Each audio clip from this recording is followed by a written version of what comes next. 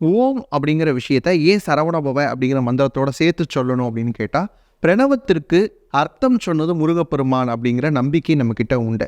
இந்த பிரணவம் அப்படிங்கிற மந்திரம் என்ன அப்படின்னு கேட்டிங்கன்னா, அகரம் உகரம் மகரம் இந்த மூன்றுடைய சேர்க்கை தான் ஓம் அப்படிங்கிறது. இதில் ஆ அப்படிங்கிற எழுத்து இறைவனை குறிக்குது. ஓ அப்படிங்கிற எழுத்து உலக உயிர்களை எல்லாம் குறிக்குது. மகரம் அப்படிங்கிற எழுத்து மகர ஒற்று அப்படின்னு சொல்கிறோம் இல்லையா, அந்த எழுத்து பிரபஞ்சத்தை குறிக்கிறது. இப்போ எல்லா விஷயத்தையும் கனெக்டடாக இருக்கக்கூடிய ஒரே மந்திரம் அப்படின்னு பார்த்தீங்கன்னா ஓம் அப்படிங்கிற மந்திரம். இது கிட்டத்தட்ட மனிதனுடைய முகத்தை கொஞ்சம் டில்டடாக வச்சு ஸ்லைட்டாக விளக்கிட்டு பார்த்தீங்கன்னா, கிட்டத்தட்ட மனிதனுடைய முக அமைப்பும் இந்த ஓம்ங்கிற அமைப்பும் ஒரே மாதிரி இருக்கும். இந்த நாடி வரைக்கும் வர்றது.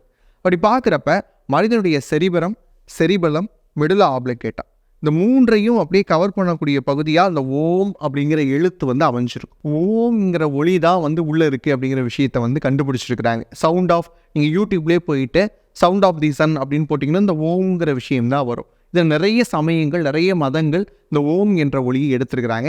சரவணபவ அப்படிங்கிற ஷடாட்சர மந்திரத்திற்கு முன்னாடி பிரணவ மந்திரத்தோடு சேர்த்து சொல்லும்போது இன்னும் அதிகமான பலன் கிடைக்கும் அப்படிங்கிறது நம்பிக்கையாக இருக்குது.